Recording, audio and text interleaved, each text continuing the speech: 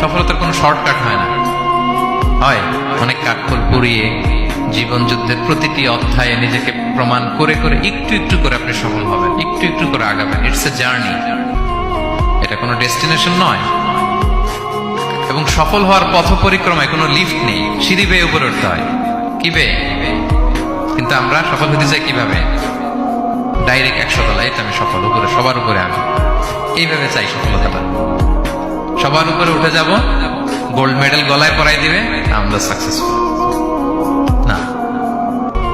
সফলতার রাস্তায় কোনো লিফট থাকে না। কি দিয়ে উঠতে হয়? সিঁড়ি বেয়ে ঘাম ঝরিয়ে উঠতে হয়। দেখেন, শুধু আলোর মুখ দেখার জন্য মায়ের পেটে আমাদের কত সময় লাগছে বলেন তো?